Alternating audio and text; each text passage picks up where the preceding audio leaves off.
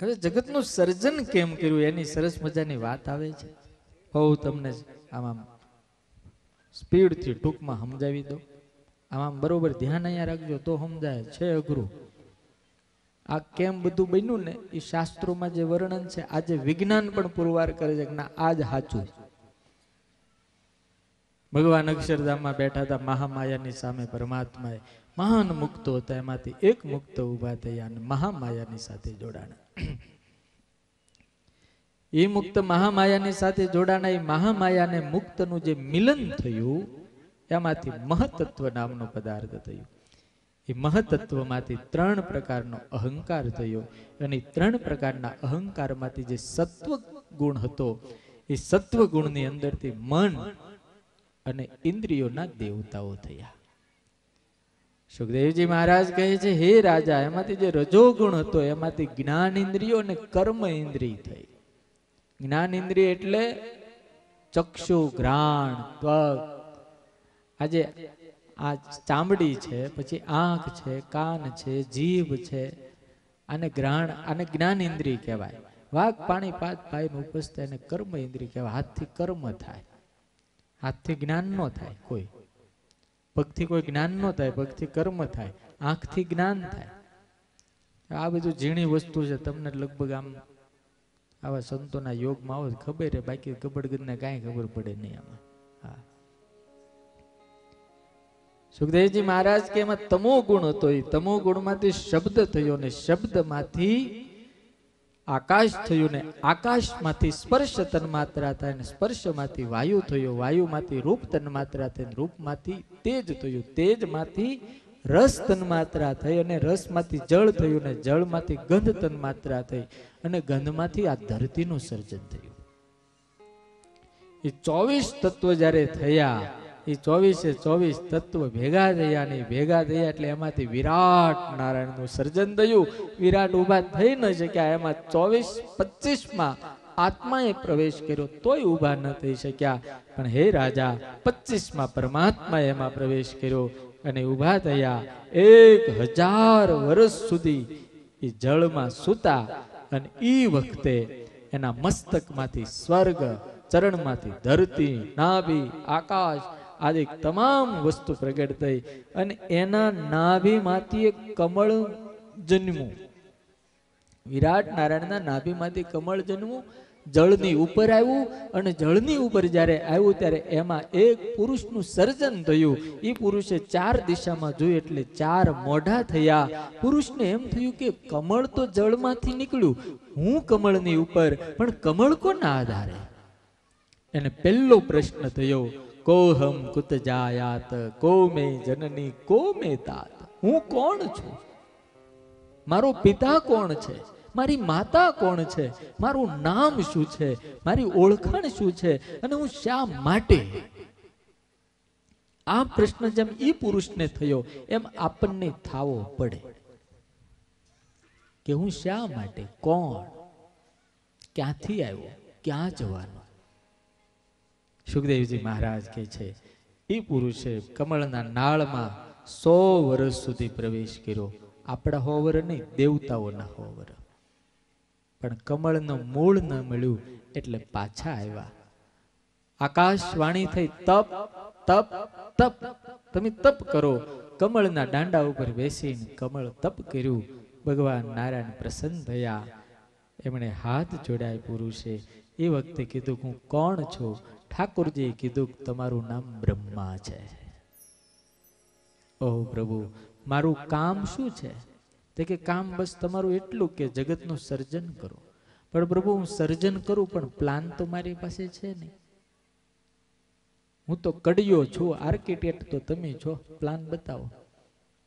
એટલે ભગવાને ભાગવતમાં લખ્યું, યથા પૂર્વમ અકલ્પયેત. બ્રહ્માને વેદનું જ્ઞાન આપ્યું અને વેદનું જ્ઞાન આપ્યું ને એટલે બ્રહ્માએ જગતનું સર્જન કર્યું. બ્રહ્માએ જ્યારે જગતનું સર્જન કર્યું એ પહેલા બ્રહ્માના આયુષ્યની ગણતરી આવે છે. એ તમને આમ ટૂંકમાં સમજાવી દઉં. આમ તો મિનિટથી ચાલુ થાય, સેકન્ડથી, પણ ડાયરેક્ટ વર્ષથી ચાલુ કરી દઉં તમને, કારણ કે લાંબુ બહુ. આ ટાઢા પોરના ગપ્પા નથી એટલું યાદ રાખજો મારા બાપ. હા, તમને એમ થાય સ્વામી મંડી જ પડ્યા છે, જાવા જ દેશે, જાણે ઓલા ગોફળમાંથી ગોળા નાખતા, એમ નથી. આ પુરાવા સહિત છે, શાસ્ત્રની વાતો છે, ખોટી નથી. આપણને નો સમજાય એ આપણી બુદ્ધિનો વાંક છે. પણ હું તમને એક વાત કરું, આ બધા જુવાનના બેઠા છે, તમને કોઈએ 20 વર્ષ પહેલા એમ કીધું હોત કે આ દોરડા વગર વાતું થાય તો તમે માને? એ મારા બાપ તમે માને? એમાં ભાભાઓ તો ખરી પ્યાલે વાહે તને હાલી હું નીકળ્યો છું, તું આ જાને હારા દોરડા વગર વાતું થતી છે, હાલી હું નીકળ્યો છું, બે નાખી નો દે. આ જગતને સૌ પ્રથમ વખત ગલીલીઓએ એમ કીધું કે ધરતી ગોળ છે, આમ કીધું ને તેને મને નાખ્યા હતા, લ્યો મારી નાખ્યા. યાર મૂર્ખાવ છો, ધરતી આમ સીધી સીધી દેખાય ને તમે એમ કે ગોળ છે. આપણે આપણી માન્યતાઓ છોડી નથી એકતા. આપણને કોઈ 20 વર્ષ પહેલા એમ કહી ગયા કે ભાઈ દોરડા વગર વાતું થાય ને 100 ની સ્પીડમાં ગાડી જતી હોય ને તોય વાતું થાય, આપણે શું કહીએ એને? એમ કે નાનું છે એ કી ગયું છે, પણ થાય છે, થાય છે ને. અરે વાતું ક્યાં થાય? હામ હામા આમ આમ જાણે બેઠા, એટલે આપણે હામાં જ બેઠા છીએ વોટ્સઅપમાં. આ અમેરિકા બેઠા હોય ને અહીંયા આમ મોબાઈલ, અરે લે તમે શું કરો છો? લાડવા ખાવ છો, જોતો કરો એ લાડવા ખાવ છો. તમે શું ખાવ છો? હું તો પાણીપુરી ઢબકારું. લે આપવું એક મોબાઈલ માં આપે, લે લે લે ખા. આવું નથી કરતા તમે બધા? એમાં નવા નવા ચાંદલા થયા હોય એને તો જોવા જેવા હોય.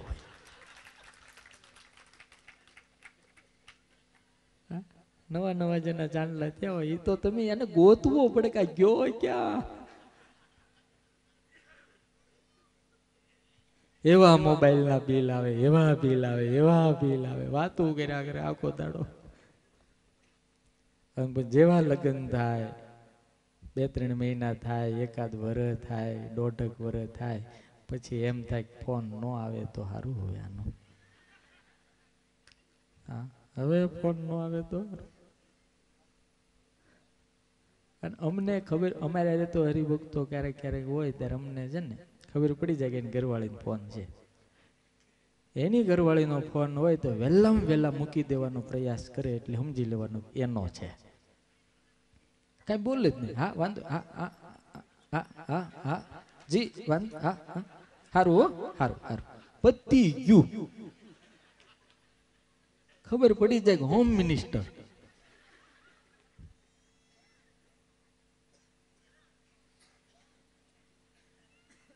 ખોટી વાત છે. એક બેન બપોરના 4 વાગે ટેબલ ઉપર ડબ્બો મૂકીને કઈક ઉતારતા હશે માળિયામાંથી, ને એમાં ડબ્બો છટક્યો, બિચારા પડ્યા. ભાઈ પેપર વાંચતા હશે, અવાજ આવ્યો, આખો હોઠ ચીરાઈ ગયો, લોહી જાય ભાગ્યું, તરત ગાડીમાં નાખીને હોસ્પિટલ. સાહેબ સાહેબ જલ્દી કરો, જલ્દી કરો, આ બિચારીને કંઈક થઈ ગયું. સાહેબે ડ્રેસિંગ કર્યું, સાફ કર્યું. એટલે કીધું ભાઈ આ ટાંકા લેવા પડશે, હોઠ ચીરાઈ ગયો છે એટલે સીવવો પડશે. સાહેબ કેટલા? તો કે 1000 રૂપિયા થાય. મોંઘવારી છે, 2000 ની ગુલાબી નોટ કાઢી મૂકી લો સાહેબ.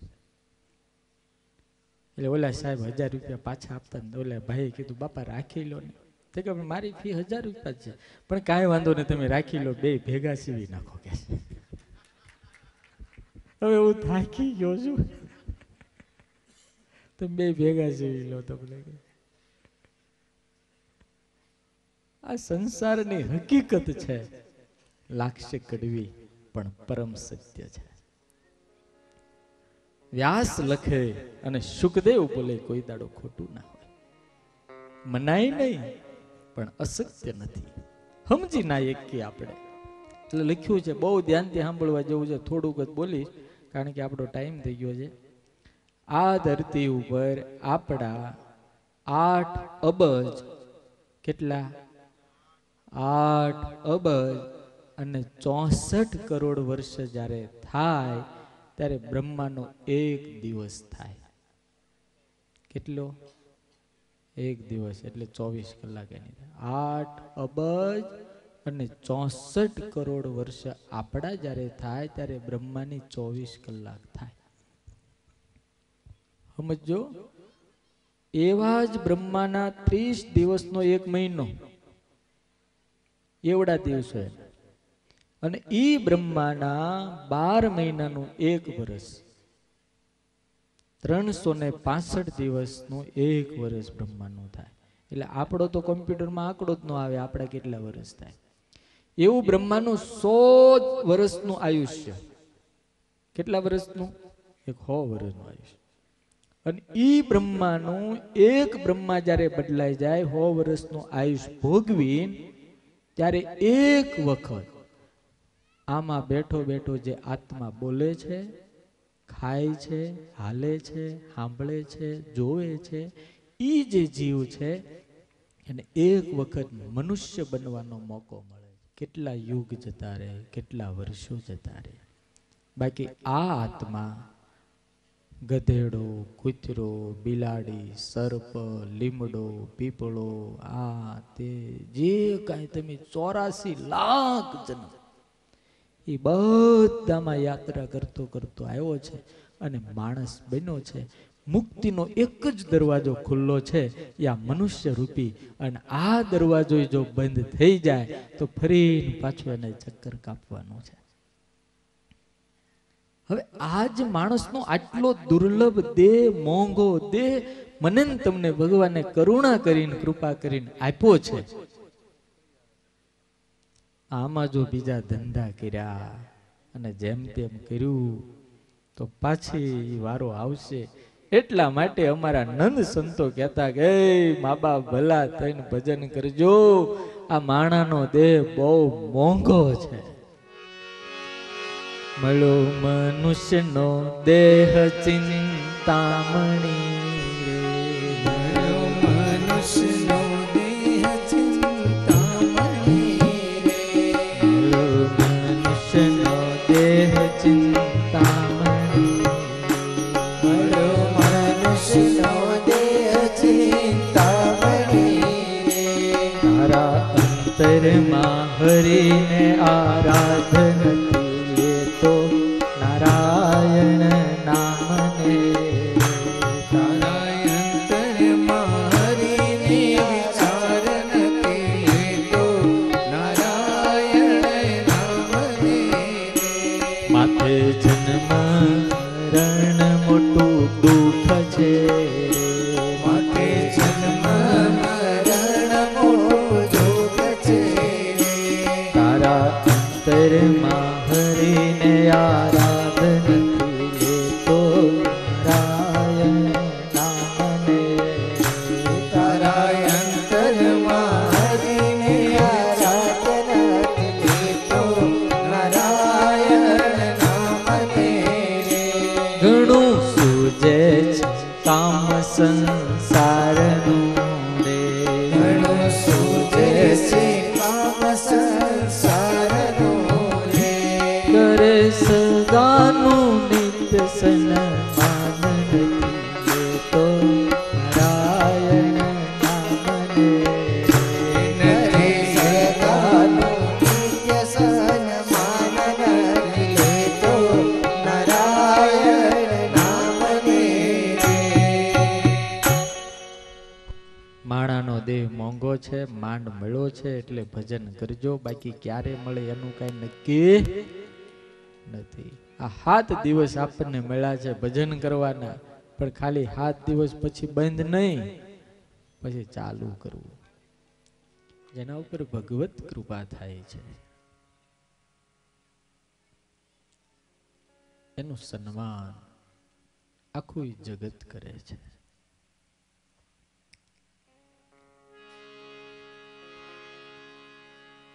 અને જ્યાં સુધી સદગુરુ નથી મળતા ત્યાં સુધી ભગવત કૃપા થતી પણ નથી.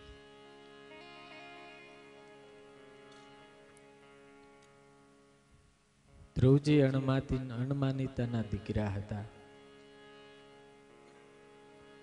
જેને પોતાના બાપનો ખોળો બેસવા પણ નહોતો મળ્યો. એ ધ્રુવજી જ્યારે ભગવાનના રસ્તે ચાલતા થયા ને ત્યારે એનો બાપ અડધું રાજ્ય આપવા તૈયાર થયો.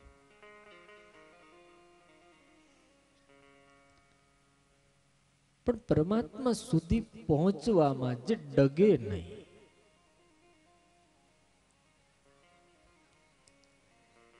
વૈભવમાં ને સત્તામાં જે લલચાય નહીં, પોતાના લક્ષ્ય સુધી પહોંચે. સવારે થોડી ઉતાવળ હતી એટલે એ વાત ન થઈ શકી, પણ એમ કહેવાય છે કે ધ્રુવજી જ્યારે તપ કરવા માટે નીકળ્યા ત્યારે એના બાપને પાછળથી વિચાર આવ્યો કે જંગલમાં જવાની અવસ્થા તો મારી છે, ના છોકરો જાય છે. એટલે એને પાછળ સૈનિકોને મોકલ્યા, પોતાના મંત્રીઓને મોકલ્યા, પોતાના દાસ લોકોને મોકલીને કીધું કે જાઓ ધ્રુવને પાછો બોલાવી લાવો. ઉંમર માત્ર 5 વર્ષ હજી પૂરા થયા છે, અને ધ્રુવને કહેજો કે તારા પિતા તને અત્યારથી જ અડધું રાજ્ય આપવા તૈયાર છે, પાછો વળી જા.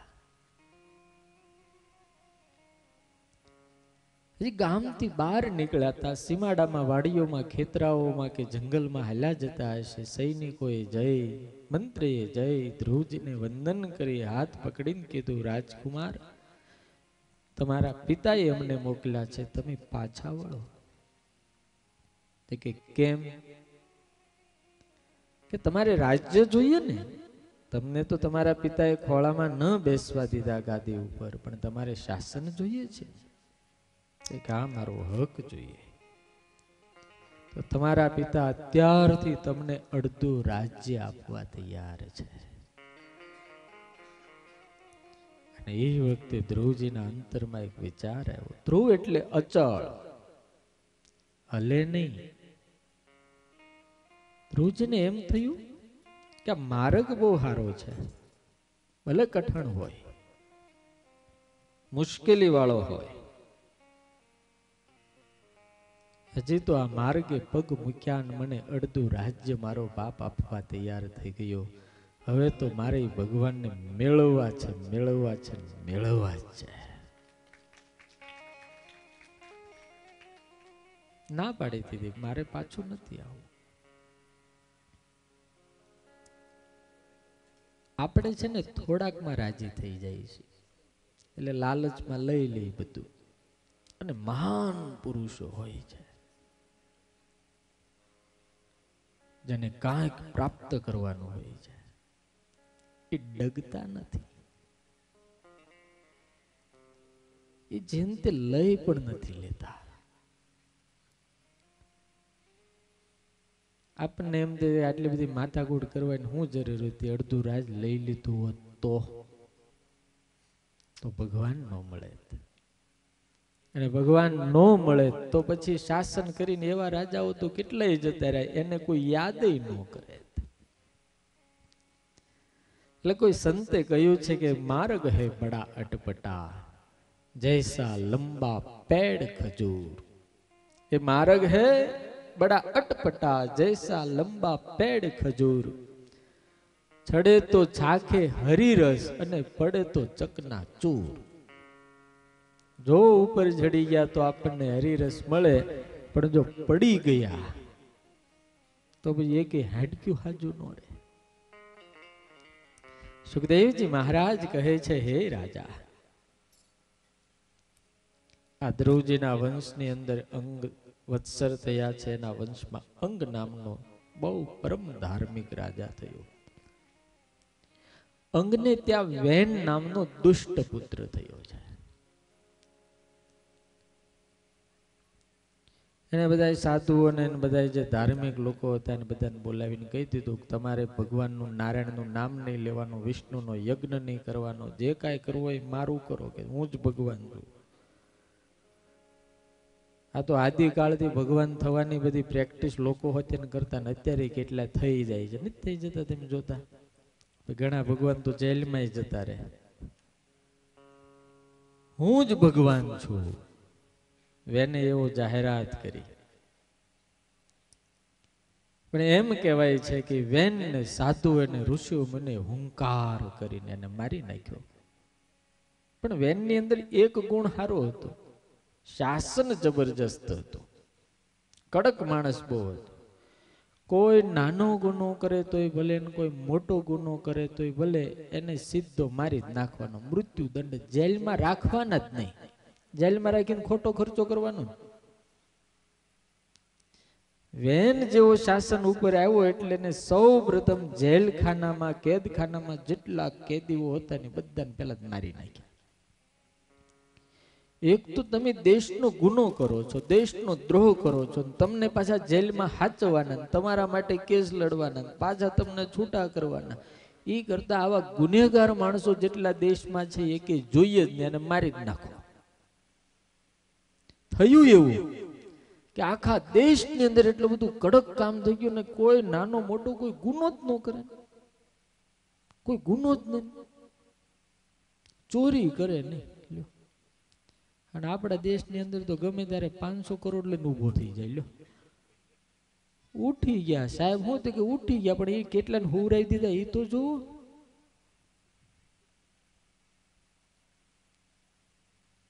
કોઈ કાયદો કરો. આપણા ઘરમાં 50 લાખની ચોરી થઈ જાય, ચોર પકડાઈ જાય તોય દાગીના છોડાવવા માટે કેસ કરવો પડે. વિચાર તો કરો.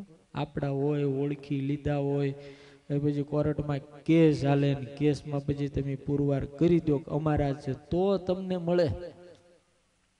ચોર એમ કે આ બે દાગીના આના ઘરમાંથી લઈ આવજો તોય કોર્ટ આપે નહીં. આ દશા છે. અને જેટલી અરબ કન્ટ્રીઓ છે ને, હું તો જાઉં છું બધી, આપણને અનુભવ છે. કોઈના બાપની તાકાત નથી કે રસ્તામાં કઈ વીંટી પડી હોય ને કોઈ ઉઠાવી શકે, કોઈ ના ઉઠાવી શકે. ઘરે પહોંચી જાય, ઘરે તમારું એડ્રેસ વાળું કોઈને પાકીટ મળી ગયું હોય ભૂલથી નહીં તે, તો એ સીધું પોલીસ થાણે જાય અને પોલીસો તમને કઈ કહે નહીં, સીધું તમારે ઘરે પહોંચાડે. અને આપણે પોલીસ થાણે જાય એટલે પછી યાદ જ નહીં કરવાનું ક્યારે. ઘણી વખત દુઃખ થાય. ધાર્મિક દેશ છે, રામ કૃષ્ણ અને સ્વામિનારાયણ ભગવાનનો અવતારી પુરુષોનો દેશ છે, પણ તકલીફ કેટલી મોટી કે આપણે ત્યાં પરબની અંદર પાણી પીવા માટે જે ગ્લાસ રાખ્યા હોય ને એને હાકળેથી બાંધવા પડે. આપણી કઠણાઈ છે. વિચાર તો કરો તમે યાર. ટ્રેનની અંદર પાણી લેવાના ડબલાની હાકળથી બાંધવું પડે કે ઈ લઈ જાય ને વેચીને કેળા ખાઈ જાય. એવા આપણા માણસો છે. માણસ એ વિચાર નથી આવતો બીજો જાહેર ત્યાં કરશે હું બિચારો.